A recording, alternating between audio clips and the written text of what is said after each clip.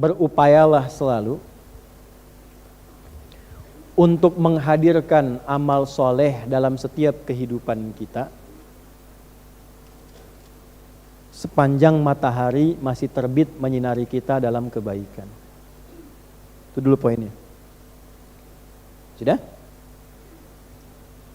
2, berupayalah belajar dari musibah hidup untuk memperbaiki kekurangan-kekurangan hidup yang sebelumnya pernah dilakukan. 3, awas, ini belum selesai kesimpulannya. Tidak ada manusia yang sempurna.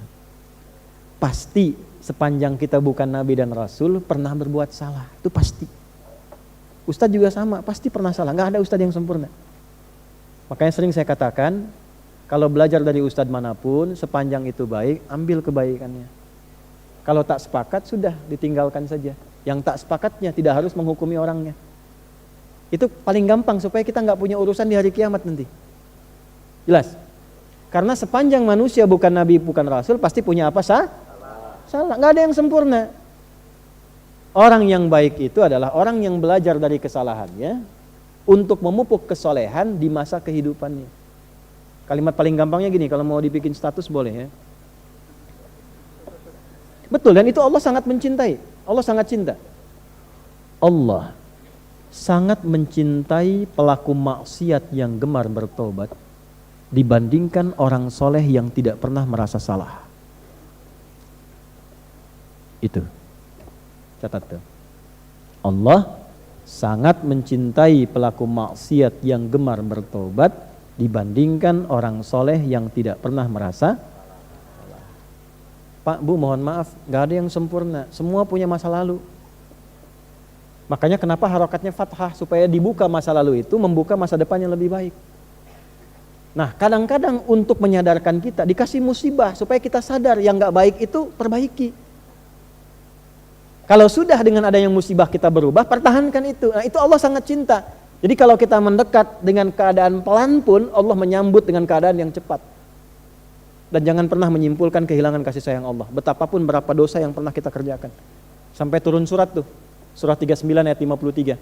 Qul ya ibadiyalladzina asrafu ala anfusihim la taqnatu mir rahmatillah. Muhammad, katakan, sampaikan, viralkan pada hamba-hambaku yang sudah berlumur maksiat. Jangan menyimpulkan gak akan pernah mendapat kasih Allah. Innallaha yaghfiru dzunuba jami'a. Semua dosa yang pernah Anda kerjakan, saya kerjakan, kita kerjakan, kalau mau kembali Allah ampuni semua dosa-dosa itu. Jadi ketika Anda baca ini, idza syamsu kuwirat, ingat dosa. Salah sama ibu, sama bapak, belum minta maaf, sudah meninggal orang tua. Salah asuh anak sehingga anak berkata yang kasar. Bukan orang lain yang salah, orang tua. Salah asuh. Jangan nyalain guru. Guru gak salah. Antum tuh harus tanggung jawab. Saya, kita selaku ayah dan ibu mendidik anak. Cuman karena gak sempat sepenuhnya waktu, kita titipin guru-guru mendidik.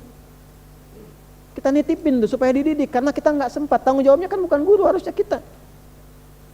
Jadi kalau ada anak salah, jangan salahkan anak dulu. Kita dulu. Lihat dulu tuh. Jadi begitu baca, idza syamsu kuwirat, ingat dosa. Istighfar. Sebelum datang musibah. Atau yang kedua, musibah kecilnya. Ya, musibah kecil dari ajal itu tiba kematian. Musibah besarnya kiamat. Kalau sudah kiamat gak bisa dirawat. Mumpung masih hidup, ralat itu. Diedit, kata-kata edit. Edit lagi dengan taubat. Perbuatan diedit supaya lebih baik. Mumpung masih hidup. Nah, ini kita panjang ngaji ini, sampai 2 jam lebih kita ngaji sampai dengan saat ini. Kesimpulan ini mesti dapat. Kalau sudah dapat seperti itu, iman makin menguat. Ada puncak harapan kepada Allah. Begitu istighfar sudah muncul, dosa diperbaiki, tanda dosa itu dihapuskan oleh Allah, diterima taubatnya, berubah perilakunya menjadi baik. Salah satu tanda. Makanya ketika ada kalimat taba wa amila sholiha, seringkali disampaikan begitu dalam Quran. Taba wa amila sholiha. Begitu taubat, berubah perilakunya jadi baik.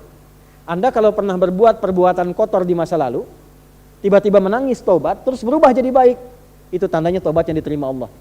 Dan pesan saya, ingat ya, catat betul pesan ini ya, catat betul. Jangan diingat-ingat lagi perbuatan dulu, selesai. Karena nanti yang paling diandalkan setan menampilkan lagi memori masa lalu itu.